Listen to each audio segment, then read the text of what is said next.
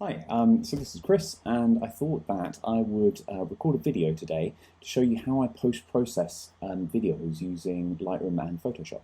And I thought I'd do so for at least a couple of reasons. One, because I've been asked to present at Canterbury Camera Society's meeting at the end of September, and whilst there I'll go over how I shoot, go through a headshot shoot, and some of my business practices, and yeah, more broadly how I shoot photos. I won't have the opportunity to go through how I post-process things, so I thought I'd release a little video going through that.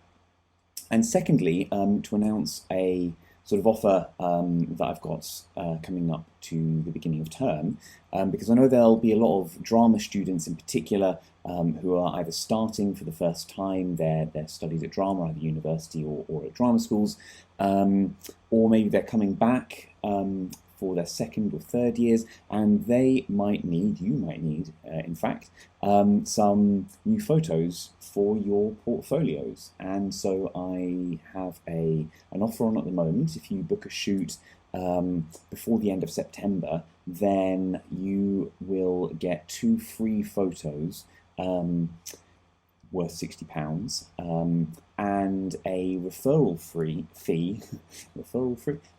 fee if you refer somebody else of £30. So that's worth can either have it in cash, or that can go towards a photo in your free touch-up shoot within a year of your first shoot. So if you if you buy a number of photos and then you get a number of your friends to come and have a shoot, you could easily make up the cost of your photos. So without further ado then, and if you have any questions, send me an email at hello@chrishenryphotography.com. Without any further ado, and with my cup of coffee, processing needs cup of coffee, and actually usually drum and bass in the background. Don't ask me why, I don't normally listen to drum and bass most of the time, but it's usually drum and bass when I'm post-processing photos. I'll skip that this time. We'll get started. So here we are with a photo shoot that I had yesterday of a wonderful student up at Kent in the law department, actually, called Yashwini.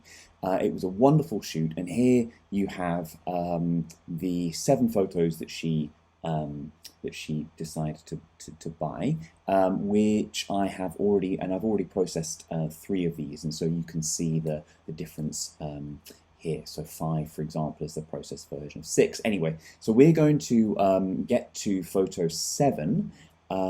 So we'll go for that, and I edit it in Photoshop 2003. So here it is opened up in Photoshop. Okay, so the first thing that you want to do when you open a photo in Photoshop, oh, and by the way, I'm using an Intuos Pro Medium graphics tablet, so I strongly recommend, if you're photo editing, that you get a graphics tablet. Doing it with a mouse is just difficult. I wouldn't do it. So first things first, and you'll notice I've got my actions menu open. It's because I sort of streamlined what I do into a number of actions, and I go through the list. Saves me a bit of time, but if you're interested, get in touch and I'll explain to you exactly how I do all of these actions. So the first thing that you want to do is you want to create a new layer, because you never want to edit the background layer directly. You always want to keep that in reserve, and that's why it's got this little padlock thing there. That demonstrates that you can't change it. You can unlock that if you want, but I recommend opening a new layer. And with this layer, what I do is I go in and I look very closely at any of the sort of imperfections or things that I might want to change, and then I use the healing brush tool to get rid of some of those. So for example, there are some imperfections here that I suspect Yashwini might want me to get rid of, things like this.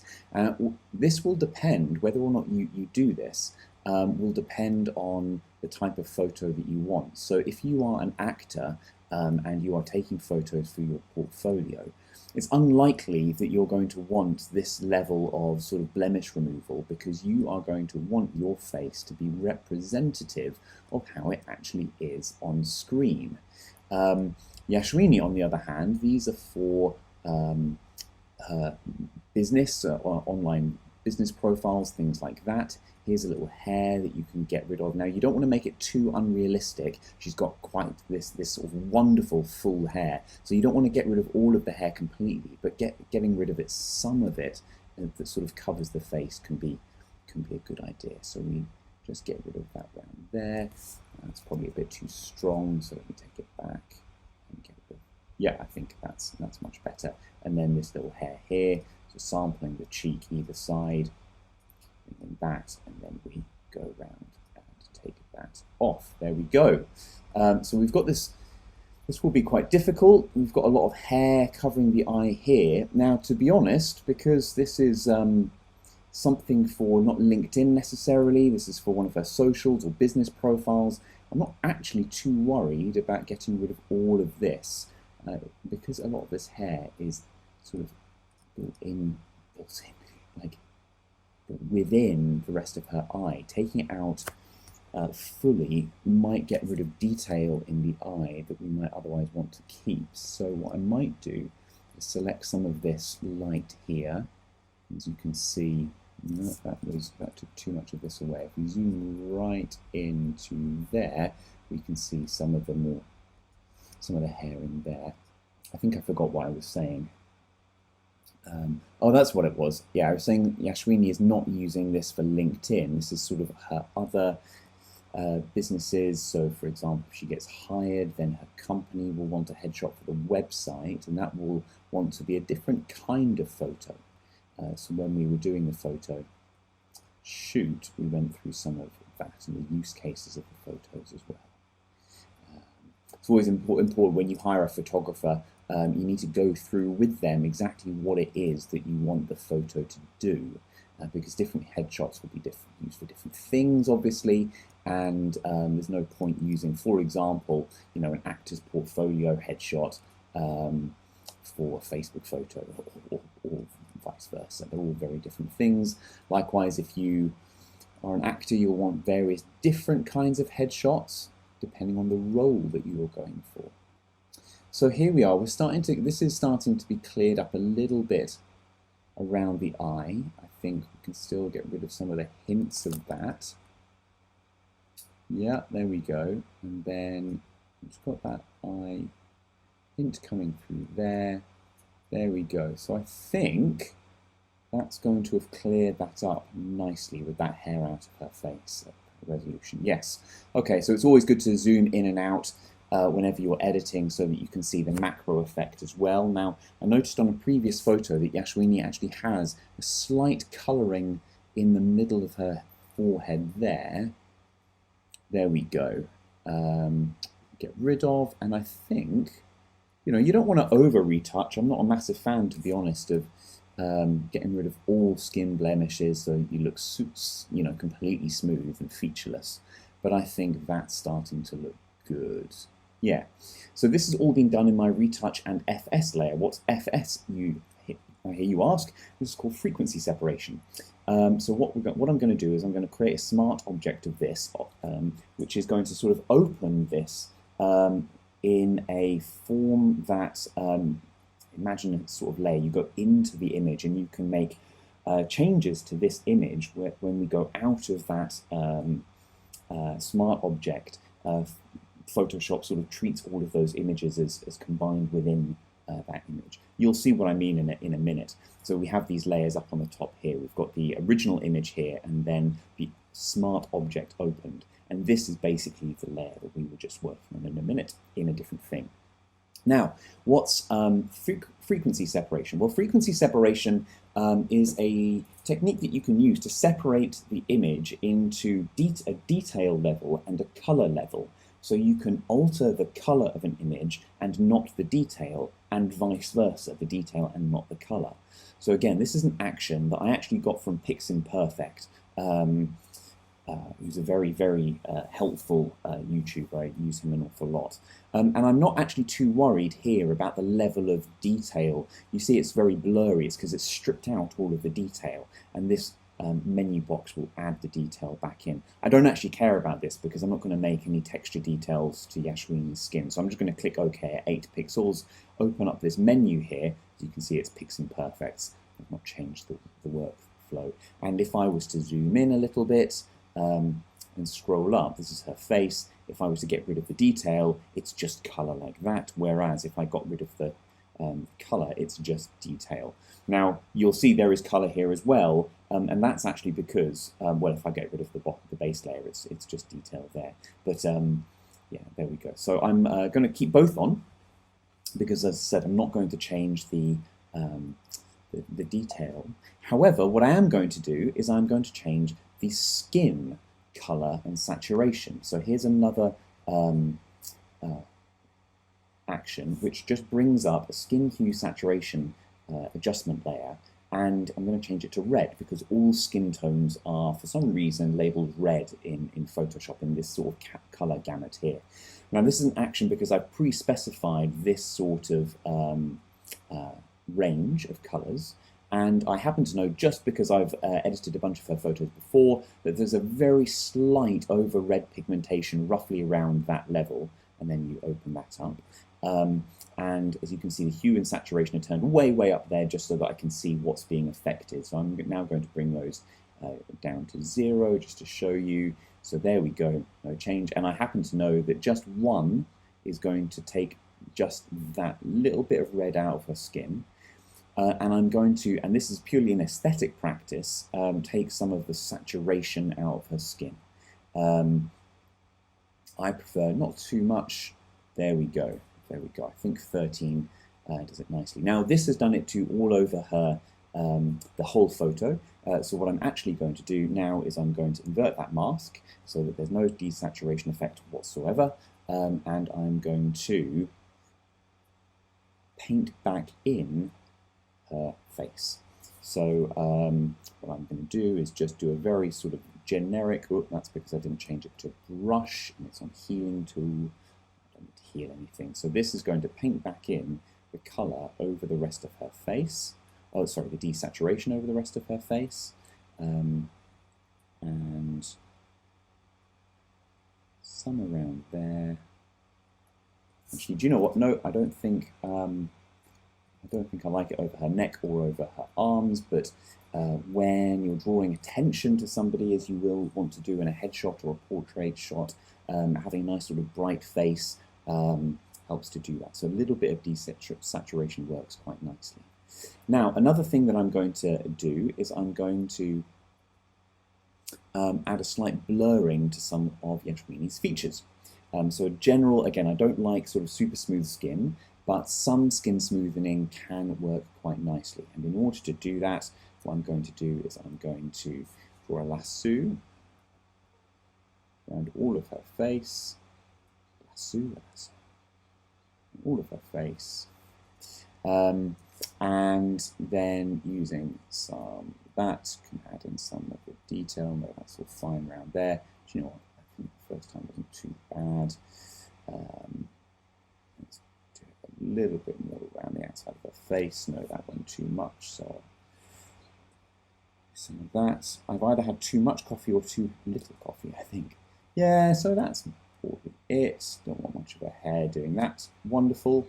There we go. Now, what we don't want to do is we don't want to blur her features. We want her features to stand out nice and clearly. So we're going to then subtract from the selection this, all of her features. You do that by holding Alt on your keyboard and drawing around there. As you can tell, it doesn't need to be particularly exacting, although I think I will add in just that one again. There we go. Now, she's got this ring in her nose here, which she was very keen to keep as cultural practice. I think that's excellent. Nice standout bit of her features, so we'll remove that. Don't want that to be smooth. And then mouth around here. There we go. Well, I think we'll maybe take that out a little bit more. Wonderful. I'll turn Turns out I am being a bit more of a perfectionist than I usually am. Right, so here we are. That's all of her skin, minus the features. And then what I'm going to do is I'm going to add a slight Gaussian blur. Just needs to be about 2. It's really nothing much. Apply the Gaussian blur, and there we go. So a small bit of skin smoothing. We go before and after. Probably can't even see it on YouTube's algorithms, mind you, but that's okay. Right, the other thing that I quite like doing is, you see we've got these quite hot marks on her cheeks here. Well, we've not done that, so I'm going to create another selection, and because we've got the low frequency layer here selected, if we blur this a little bit more, it gets rid of some of that hot spot. Now, we don't want to make it too much, as you said.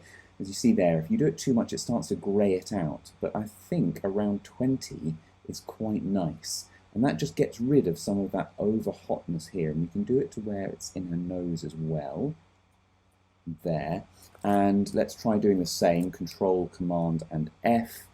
That's probably just a little too much. So I'll do it again. Gaussian blur 20. Let's try something like 13, 14, 15. Perfect. Yep, I like that. So that's taken out some of those, no, not today, Siri, or Alexa. So that's taken out some of those sort of overt high points. Nice. Okay, so I think that's retouched enough. We can close this. I always like to keep my layers nice and tidy. We'll save the layer, and because we've done quite a lot, this is not the newest laptop in the world, I will. It's going to take a little while. Hopefully this fast forwards. There we go. Okay, so now we can close that layer. And as you can see here, there's been no difference. So all of those changes happened in this smart layer. That's what a smart layer does. Okay, so now what I'm going to do is I'm going to sharpen everything. And I do that with another action. So what this action does is it creates 2 sharpening layers, one inside the other. The first is a high-pass sharpening layer at a very sort of basic amount of sharpening, which I'm going to use for most of the things that I think are sort of broad interest to the viewer, right? So I'm going to do this all over her hair and all over her face. So this is an invisible layer. It was all black, and this is a white brush, which I'm brushing all over her face and hair. This will make all of this stand out a little bit, as you can see on the layer mask here. I'm also going to do it very sort of roughly. It really is a rough stage, this. It's nothing exacting. Over her arms, and because it's angled towards the camera, just to create a little bit more depth in the image, I'm going to sharpen this part of me as well. So, if we zoom in, come on, there we go. She'll hate watching this if she does. And we turn that off and on. Hopefully you can see just a bit of generic sharpening all over her face. Now, what we want to do is we want to make her stand out even more. My computer is struggling under the recording and the 2 different applications open. So what we're going to do now is we're going to have a sharpening of all of her features. This is a much higher sharpened layer. Again, it was turned off so that we didn't see any of it. But now what I'm going to do is with a white brush there, I'm going to brush over all of her features. So her eyebrows, her eyes, there, again around her nose ring, around her mouth. Now I have my brush most of the time set to a soft round brush, which is pressure sensitive. And so, do you know what, I did that on entirely the wrong thing. I'm trying to think about too many things. Here we go. So now we're on the actual layer mask. So now this is sharpening. There we go. Yeah, I can see it on screen. So around all of the details that I really want to sort of emphasize. It's got these wonderful bright eyes, which are lovely. So the soft round brush allows me to get a good amount of detail with a bit of control, because it's set to pressure sensitivity. If you don't have that, if you're doing this on a mouse, then you'll have to probably turn on this masking mode and do it more exacting. But because I've got pressure sensitivity turned on, it's nice and easy to adjust the size of the brush like that. A bit too much. There we go, and around the mouth, that's all good. So take that off. Now what I also want to do is, because she's got this, again, lovely sort of curly hair, I'm going to emphasize with sharpening just a little bit around the sides. Around here. Do I want to emphasize any of this? Now this is a photo that Yashwini really wanted to emphasize her watch. Now the watch wanted to take the watch into account, but it's not in focus. The focal plane is around her eyes. It's quite a shallow, narrow focal plane. I think this is f2.2, so I'm not going to give this the extra sharpening. But when we zoom in just a little bit, we turn off both layers and on and off and on, hopefully you can see how much more this image pops and her face stands out. So there's one layer left to go on, and actually I saw this when I was retouching it, because it happened in a previous image as well, but you can just sort of see these white marks. But what I wanted to do is show that you can get rid of these white marks simply by creating a new layer, going to the healing brush tool again, selecting current and below, small brush sample there, and we just brush over some of these white marks in her hair. No idea what they are, just fluff, everyone has it, so we can get rid of some of that. And there we go. Okay, so I take that to be a retouched layer, so I could call it something like more retouch. And then, because I think it's important to keep your layers nice and clean, we are going to put that into a folder that says retouch. So before and after, if we go before and after, before and other, and after, we can see it's much cleaner. It's not completely clean. I've not gone like model glamour photo, completely smooth. Don't like that. That's not the sort of thing I do, but there we go. Now, next is a little bit of color. So I have a particular sort of set of lights that I use. It's broadly this. I say lights, like sort of color and light adjustment, bit of fading, slight decontrasting in the highlights. That's just that.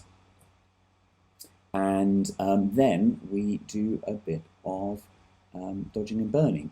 Now this photo actually, I don't think, needs very much dodging and burning. So this is the dodge and burning layer. Again, it's an action which opens two. Dodging simply refers to making certain bits of the image lighter, and burning makes them darker, of course. Now what I'm going to do is I'm just going to bring this cheek up to the same luminosity as the other cheek. So I'm going to brush over this. This, by the way, is an exposure layer to plus 1.2.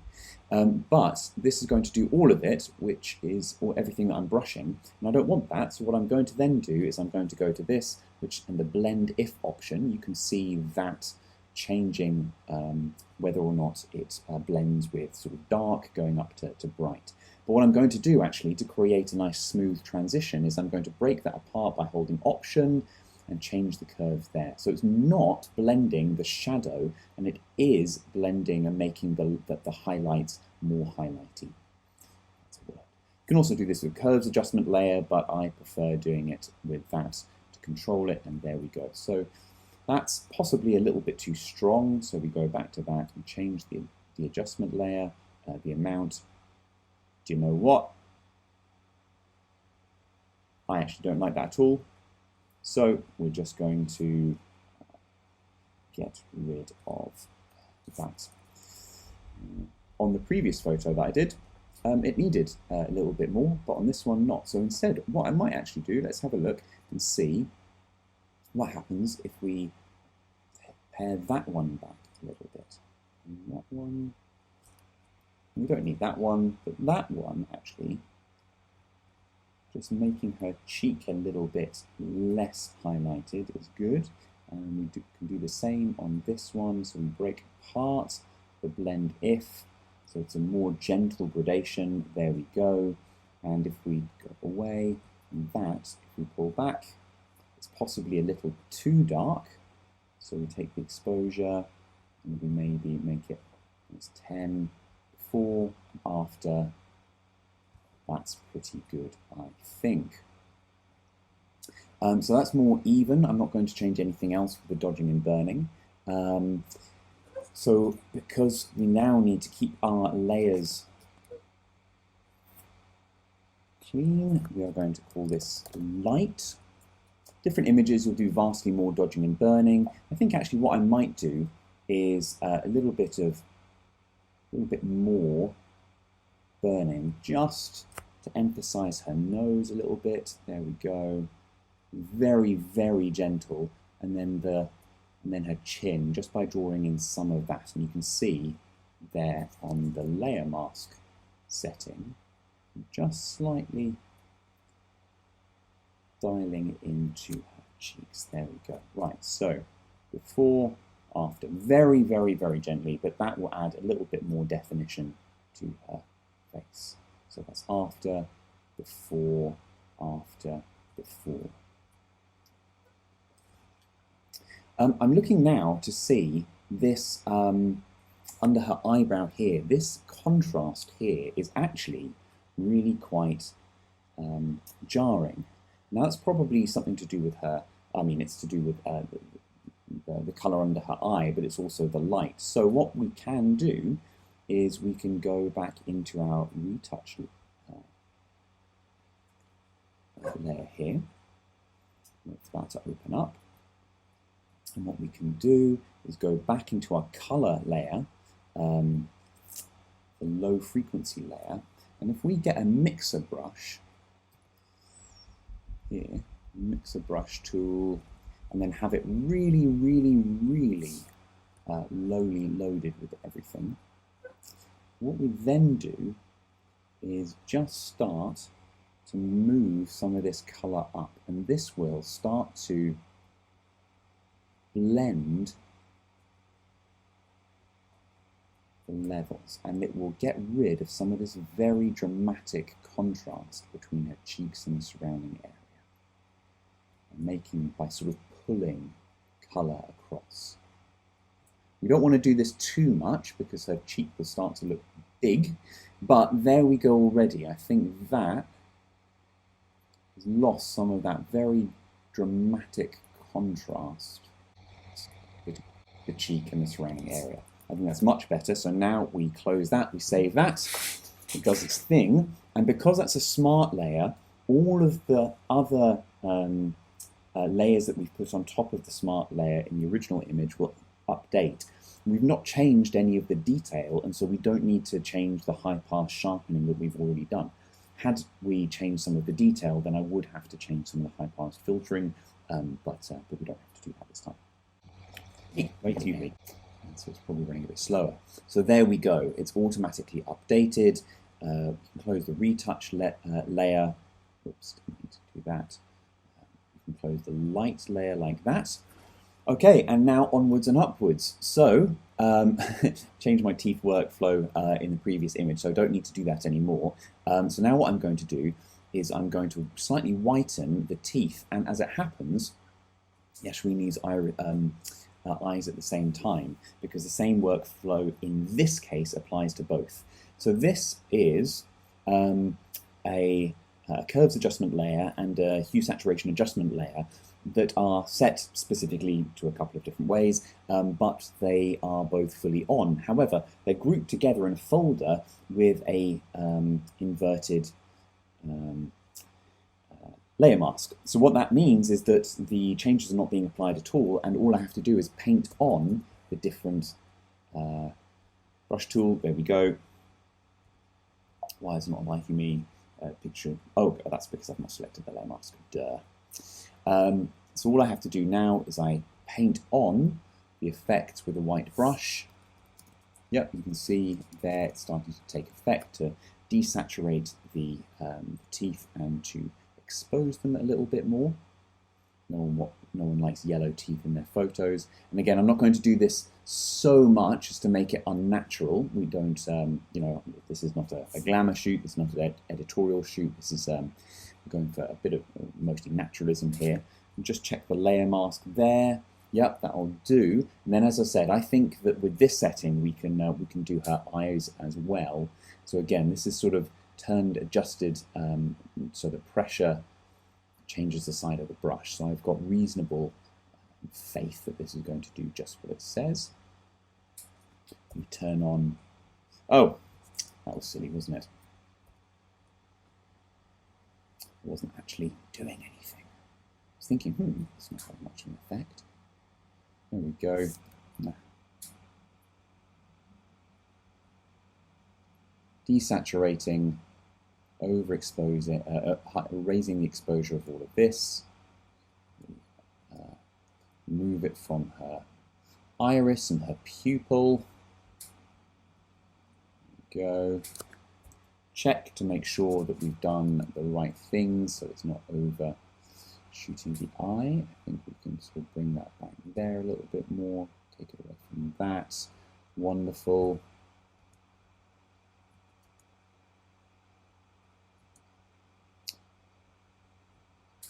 Okay, so there we go. So that's desaturated, and I just noticed a mistake in the thing I set up. It's underexposed rather than overexposed. There we go. That's better.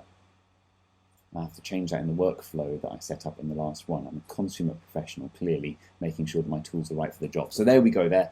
They're a little bit brighter. I actually think maybe they're a bit too bright in this sense. So I think I'm just going to pull back the exposure down just a little bit to maybe, I don't know, that.